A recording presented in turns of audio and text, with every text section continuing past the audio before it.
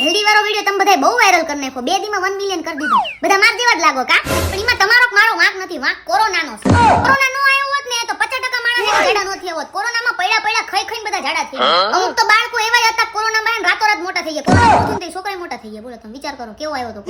અમુક છે ને એવાય હોય શરીર મારી જેમ હોય પણ નામ કોરોનાનું નહીં બધાયનું દે કે કોરોના લીધે જાડા થઈ ગયા, સ્ટીરોઇડ ખાધી એટલે જાડા થઈ ગયા. એલા તમને ખાવાનો ભડભડિયો હી કેમ ન બોલતા? અમુક માણસો હોય ને ગમે એ કામ કરે મોઢું ચાલુ જોઈએ. મારે તો કેવું હે ખબર હે, હું ખાલી વિચારું ને મારા ખાવું હે તોય મારું વજન વધી જાય. પેસ્ટ્રી ખાવી હોય, મારે ગુલાબ જાંબુ ખાવું, મારે બધું ખાવું હોય, હું ખાલી વિચારું ને તોય મારું વજન વધી જાય. અત્યારે તમને બધાને લાગશે કે વ્હાઈટ કમ કંઈક ખાય, હું મમરા ખાવું, મમરામાં મારું વજન વધી જાય.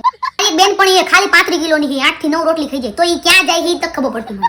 પાતરા હોય ને પાતરા ઈ જલ કુકડા હોય એટલે ગમે ઈ ખાઈને બધું બારી જ નાખે, ગામની બળતરામાંથી ઊંચા ન આવે. અને આપણે એને કોકને જોઈને રાજી થઈએ એટલે આપણે 2 રોટલી ખાઈને તોય આપણું શરીર ફૂલાઈ જાય. એમાં આપણો વાંક નથી, આપણે તો હારા દિલ નાખી એટલે આપણે બધા જાડા. મને હજી યાદ હે હું કોલેજ જતી ને મારી બેનપણી એક ટિફિન લાવીને એમાં 3 જણા ખાતા હતા, 3 ધરી જતા હતા. એટલી રોટલી લઈને આવતી હતી એને 10 રોટલી લઈને આવતી હતી. 8 ઈ ખાઈને 3 મને આપે તોય તે ઈ પાતળી હું જાડી થઈ ગઈ. બોલો વિચાર કરો. પછી ઈ વાત અલગ છે હું થોડું કુરકુરે ને બધું પાછળથી ખાતી હતી પણ એમાં તો આવે કેટલું બબે દાણા આવે 10 રૂપિયા એમાં થોડું પેટ ભરાય. અને હવે તો હે ને જાડા વ્યક્તિનું યુનિયન બનાવવું મારે. કોઈ જાડું કરીને એના પર કડક કાર્યવાહી થશે. જે જાડા કહેશે ને એમના ઘરે આવીને અમે એમનું બધું ખાઈ જશું.